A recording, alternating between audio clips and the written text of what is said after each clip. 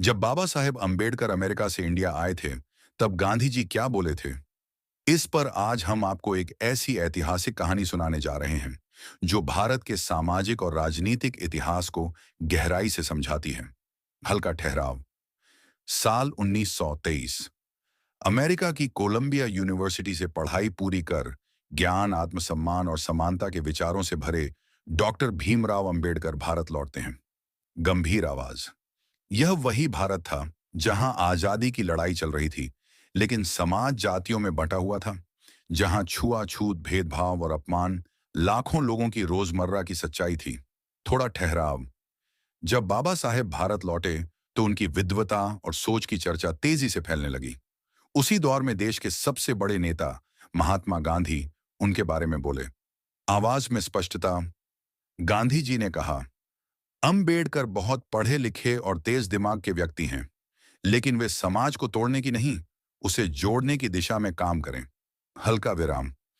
गांधी जी का मानना था कि सामाजिक सुधार धीरे धीरे होने चाहिए, जबकि बाबा साहेब का विश्वास था कि अन्याय के खिलाफ संघर्ष तुरंत और सीधे होना चाहिए। आवाज में मजबूती। यहीं से दो महान विचारधाराओं का फर्क साफ दिखाई देता है।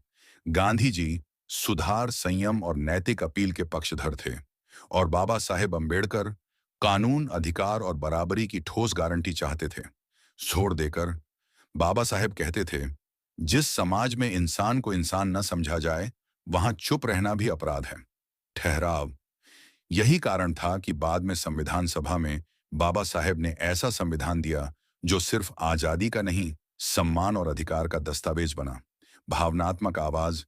गांधी जी और अंबेडकर जी दोनों का लक्ष्य भारत था, लेकिन रास्ते अलग थे। एक आत्मा की पुकार पर विश्वास करता था, और दूसरा कानून की ताकत पर। अंत की ओर। आज जब हम यह इतिहास याद करते हैं, तो समझ आता है कि भारत को आगे बढ़ाने में दोनों की भूमिका अमूल्य रही।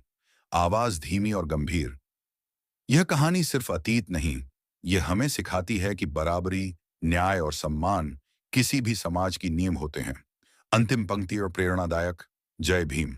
संविधान जिंदाबाद।